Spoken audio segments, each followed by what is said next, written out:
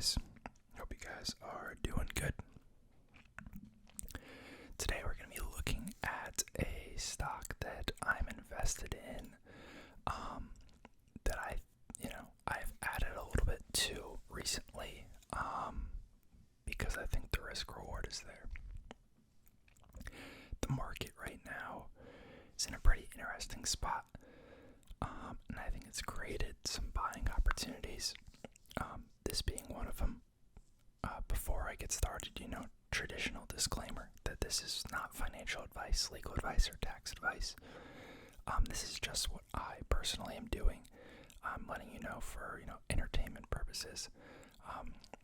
So, do your own research, consult a professional. I'm not a registered advisor, a licensed professional. But company is New Lake Capital Partners. I've talked about them on the channel before. They're very similar to IIPR, Innovative Industrial Properties, in that they are a REIT centered around cannabis tenants. So this REIT operates in 12 states. They own about 1.7 million square feet. They are kind of a small REIT, only about 230 million market cap as of right now. They have leases with all of these tenants listed here, so somewhat diversified, as much as you can expect. It is a pretty concentrated industry in and of itself, so just being in cannabis alone is inherently very risky.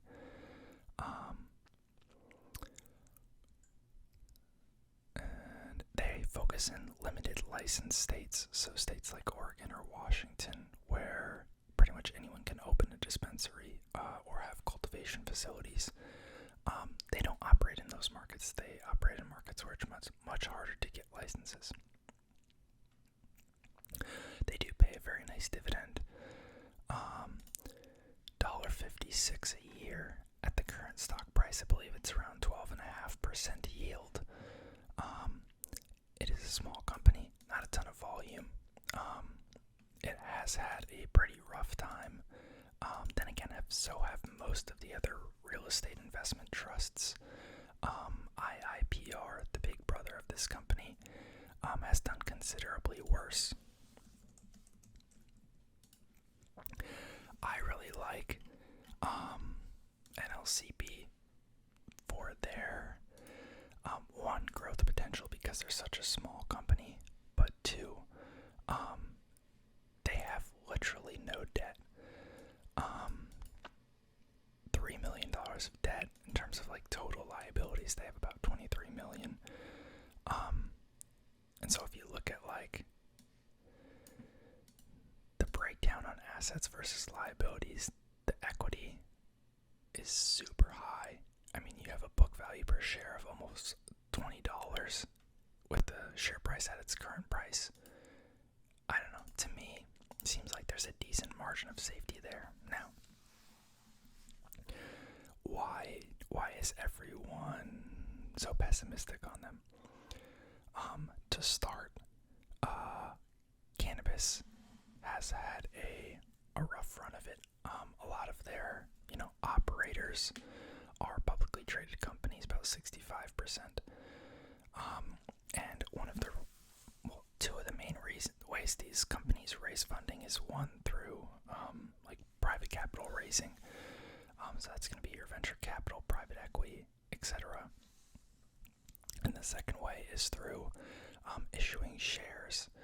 Now, cannabis stock prices have been super depressed, which has, kind of cut off to some degree how much money they're able to raise from traditional issuance, their typical at-the-market programs.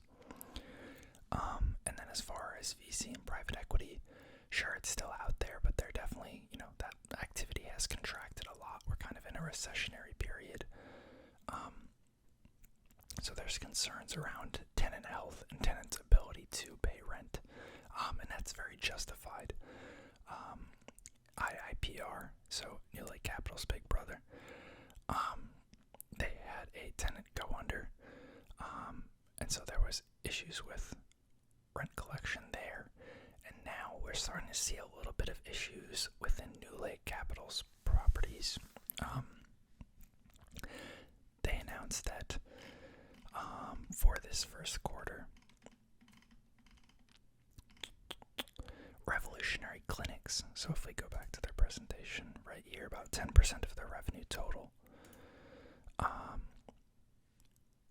they have not paid rent in the first quarter of 2023. So they do have a security deposit that they can choose to apply to help cover that rent. But that will lower their rent collection money. Now, they talk about this in the earnings call. There were some analyst questions about it.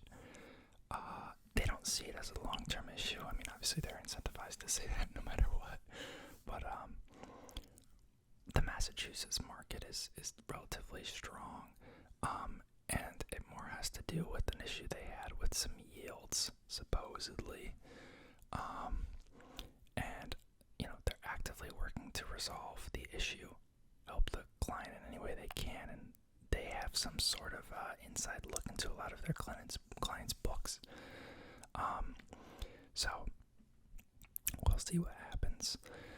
Even given that, I do think, just the value of these properties alone, and the margin of safety there is pretty good. I mean, even if they had to cut the dividend, 5 or 6% to accommodate that loss of revenue from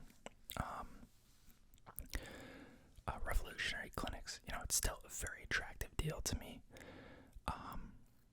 There's also been some concerns about, because they are such a small REIT, their, general and administrative expenses, G&A, is a little high, because that's something that kind of gets diminished with scale. So when you're billions of dollars of companies, the management costs aren't that high.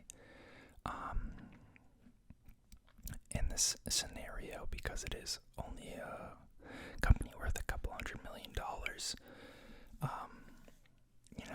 that is a little bit higher. You can see here it's about 1.1% of revenue.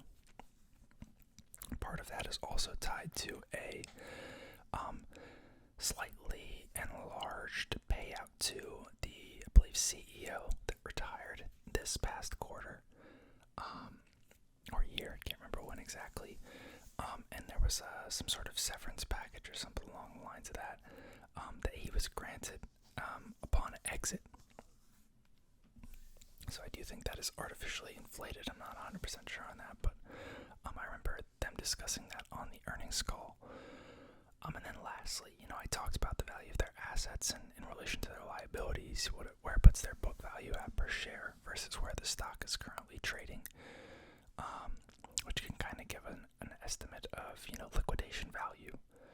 And some people are arguing that their properties are viewed too richly, meaning that maybe they're valuing their properties at, $240 per square foot.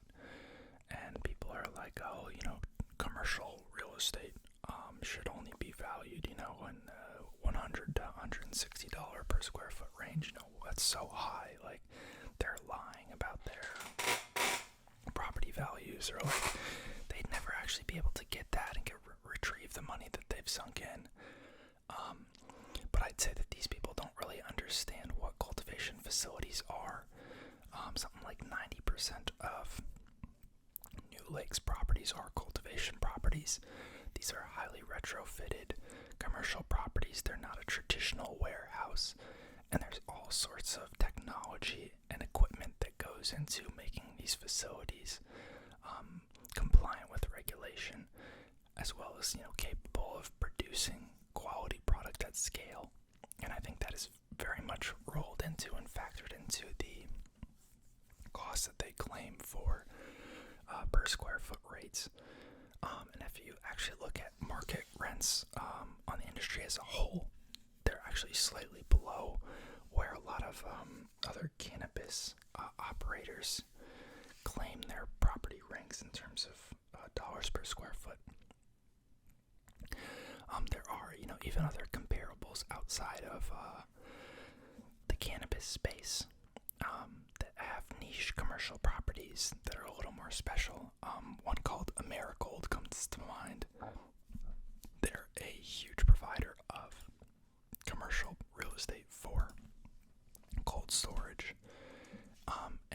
also very typically have property values where the square footage is so much higher than the, why is it doing this to me? So much higher than, industry average, and everyone gets kind of fussy about that. This is them right here. They actually haven't done too bad, but yeah. So I've purchased a little bit more. I do kind of want to keep an eye on this rent collection here. I do think that kind of growth opportunities will be a little bit depressed in the coming quarters, just as a result of people not really lowering what they're asking. We're seeing, changes in cap rates in the markets, and some sellers are kind of fixated on what they were able to get a year or two ago, when real estate was much hotter. So we'll see. But I just wanted to share, kind of talk through it, and let you guys know what I was thinking. Hopefully you guys enjoyed the video. Let me know what you think. What you think of the space in general, what you think of NLCP, and I'll see y'all next time. Peace.